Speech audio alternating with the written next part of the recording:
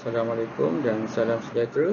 So hari ini kita nak belajar tentang bab poin 4.2 muatan haba tentu ya. So jadi kat sini kita tengok ada dua situasi di mana ada orang yang berjalan kaki di tempat pasir dan kemudian ada yang berjalan di laut lah. So didapati kat sini dia rasa panas dan dia kat sini rasa sejuk. So jadi mengapa ya? Okay, so kita tengok tadi daripada raja tadi. Haba dari padas memanaskan pasir dan air laut dan air laut untuk jangka masa yang sama. Okey, maksudnya panas dia sama. Tapi didapati pasir lebih cepat panas berbanding air laut. Okey, air laut ni lambat panas, berbanding pasir lebih cepat panas. So, hal ini kita boleh jelaskan dengan menggunakan konsep muatan haba. Okey, so muatan haba dia kata objek berlainan mempunyai muatan haba yang berlainan. So pasir ni dia ada muatan haba yang rendah, maka dia cepat untuk dipanaskan. Manakala air laut mempunyai muatan haba yang tinggi, maka dia akan menjadi lambat untuk dipanaskan. Okey, so jadi kat sini kita tengok muatan haba bagi suatu objek ialah kuantiti haba yang diperlukan untuk menaikkan objek itu sebanyak 1 darjah Celsius. Okey, so jadi kat sini formula dia C ni adalah muatan haba, Q ni haba yang diperlukan dan theta ni adalah perubahan suhu. So untuk unit SI dia kat sini, Q kita ni unit dia joule. So sebab dia bahagi dengan suhu, so Celsius, so Celsius ni atas, so jadi joule Celsius negatif 1. Okey, kemudian kita tengok pula apabila 100 joule haba dibekalkan kepada objek X dan objek Y, objek X mengalami peningkatan suhu sebanyak 1 darjah Celsius dan objek Y sebanyak 2 darjah Celsius. So, soalannya, berapakah muatan haba masing-masing bagi objek X dan Y? Okey, so jadi kita guna formula yang tadi, haba diberi adalah 100, perubahan suhu adalah 1. So, dia punya muatan haba adalah 100 darjah Celsius. Manakala untuk muatan haba bagi objek Y, so kita guna formula tadi, C sama dengan Q bagi dengan perubahan suhu. So Q dia 100 bagikan dengan suhu dia, perubahan suhu dia adalah sebanyak 2 darjah Celsius. So dapat 50.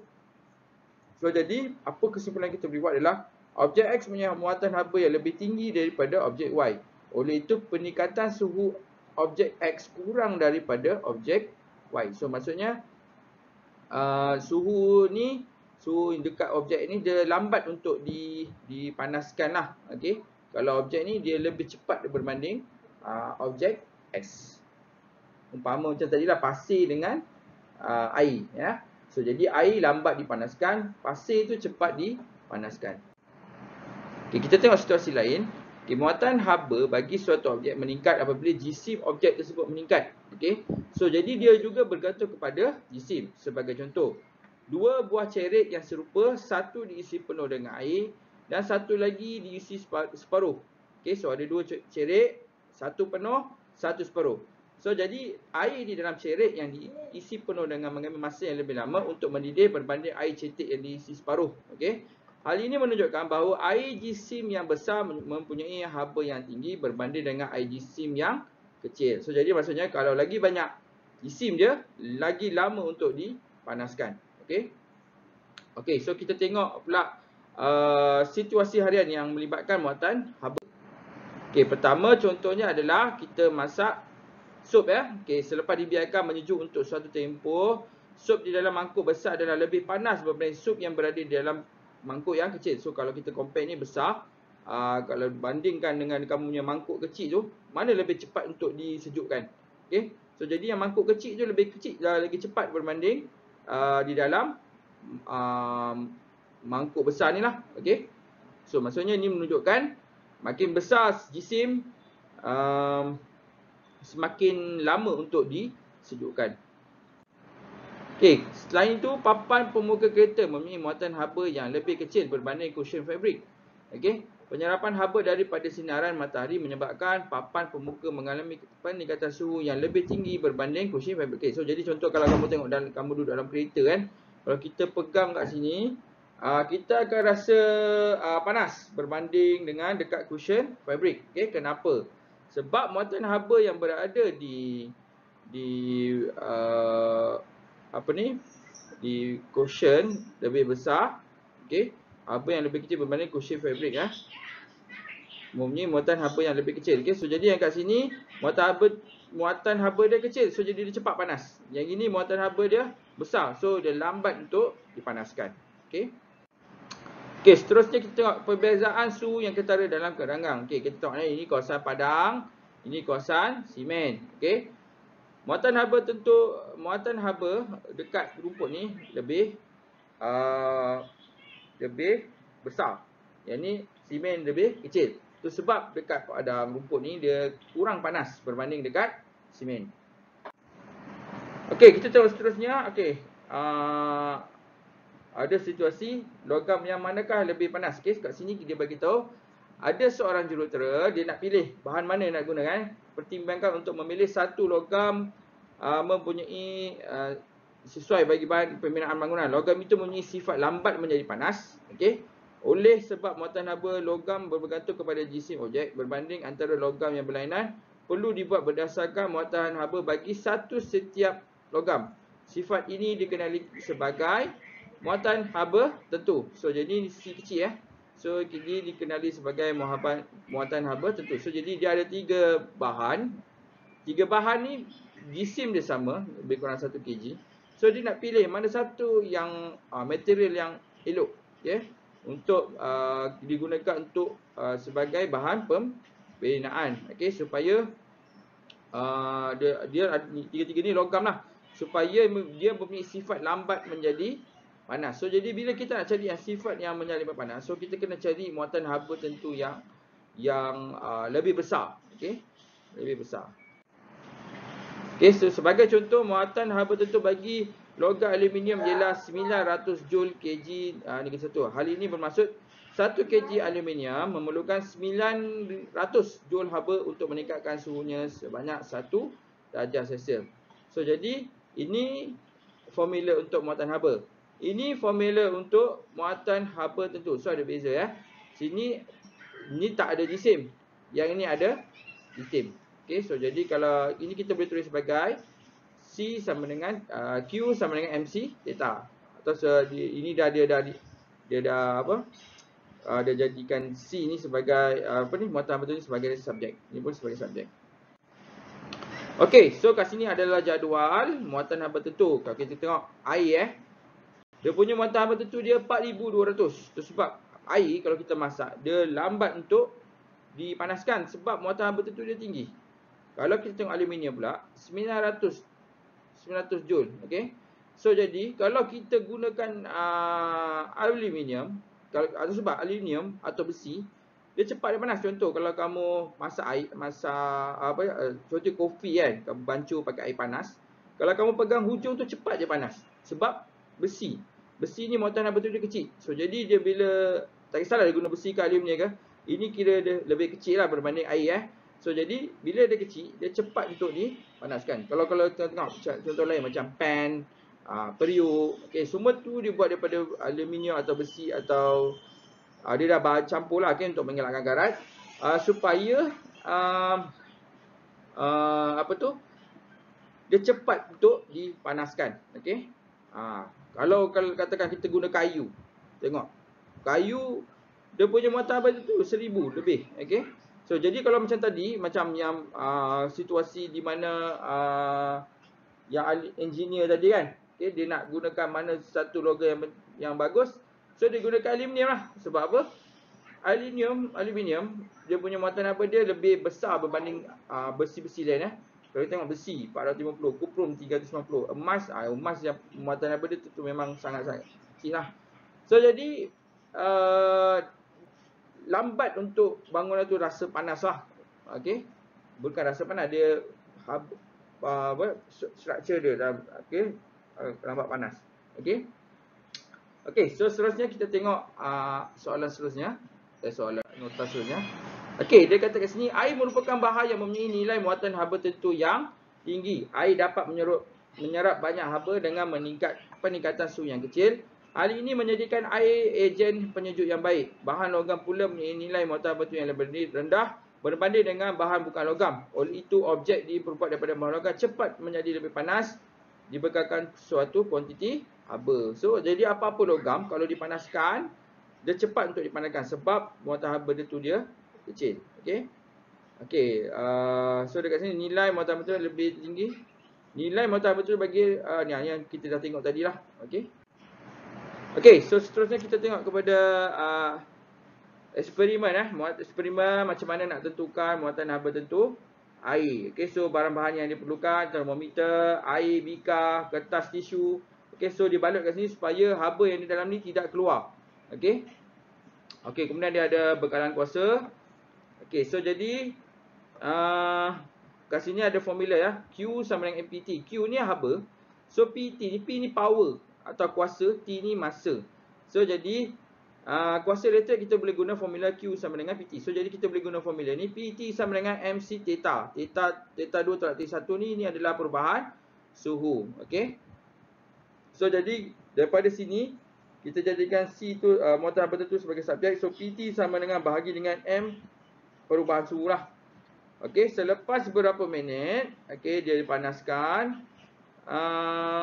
Dia rekodkan lah. Okey, dia rekodkan kuasa pemanas dia, masa dia berapa lama dia panaskan, jisim dia timbang berapa kg, kemudian dia catatkan suhu awal sebelum dia panaskan. Okey, kemudian dia catat suhu untuk yang terakhir. Okey. So jadi daripada situ dia boleh dapat nilai muatan haba tentu bagi air.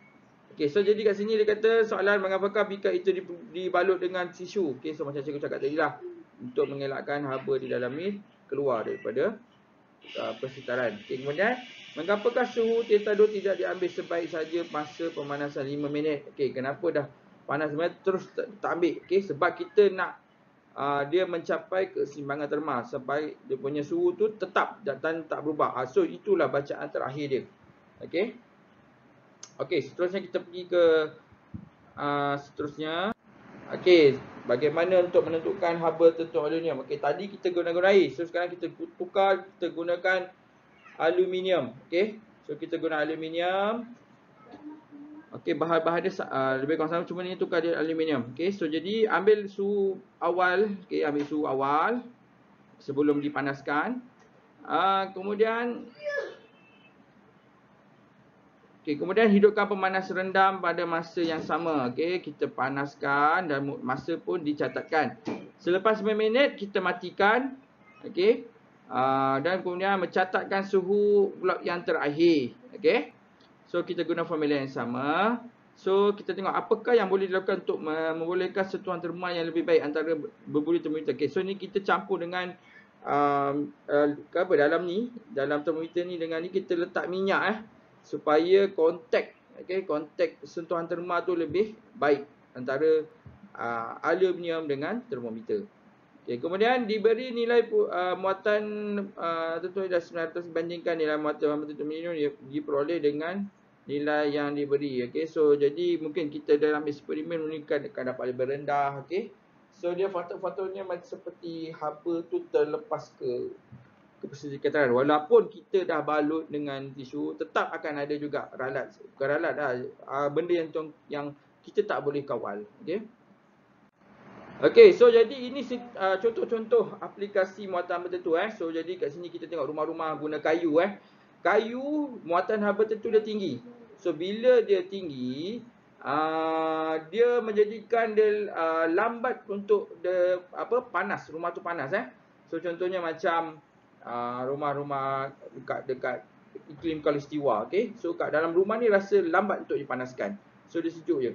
Kalau di negara-negara pula dia di kawasan sejuk, rumah tradisional digunakan dengan kayu. Okey, haba dari unggun api yang dinyalakan dalam rumah kayu tidak dapat mengalir keluar kerana kayu berfungsi sebagai penebat haba yang baik. So dalam ni dia ada rumah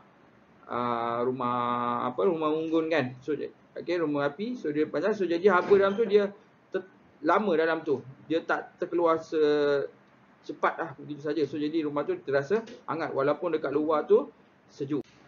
Okey, peralatan masak. Okey, so kini kita ada gunakan kuali logam, periuk tanah logam. Okey, kuali diperbuat logam mempunyai muatan haba tinggi. So jadi cepat dipanaskan.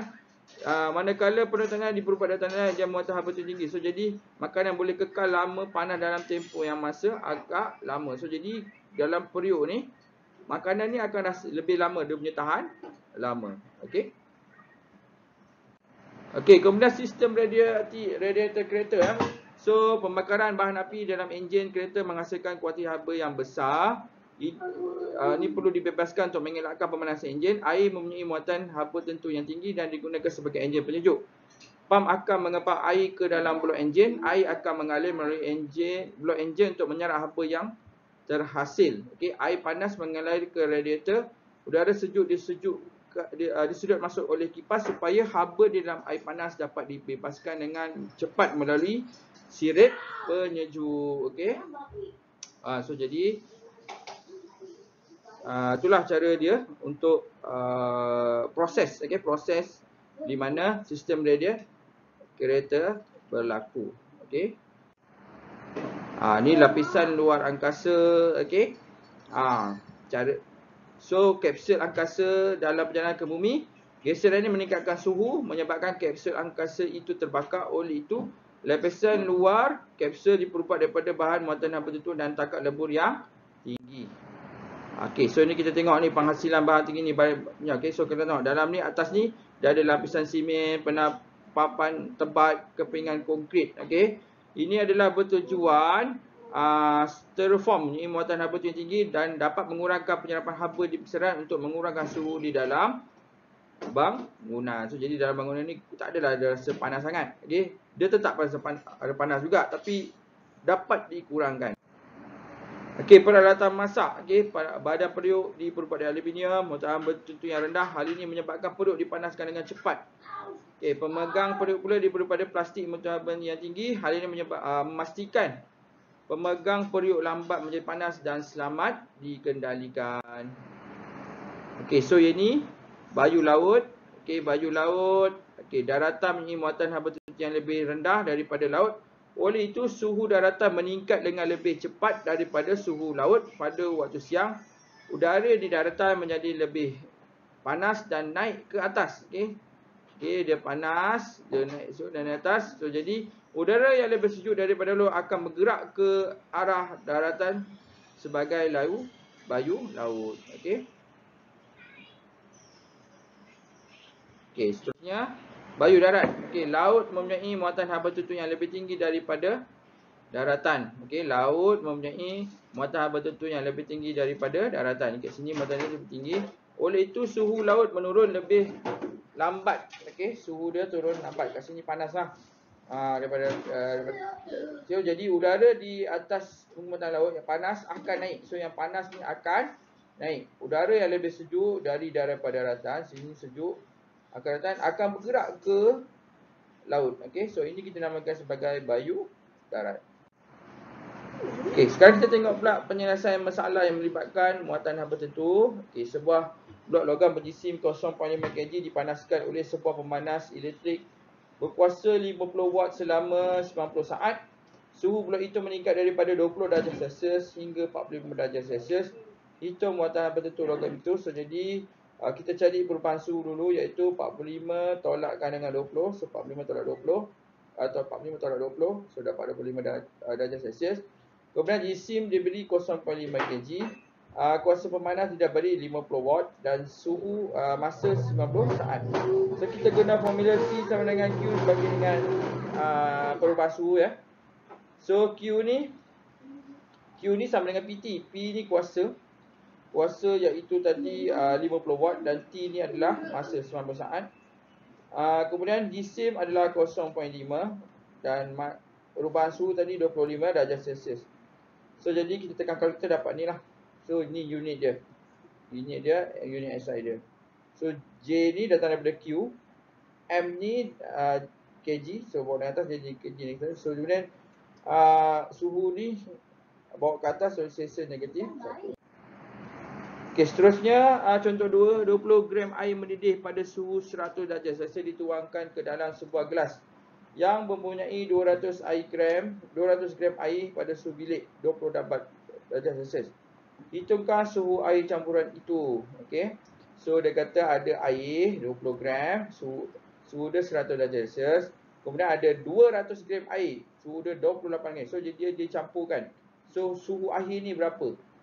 So jadi kita guna formula QMC theta juga. Okey.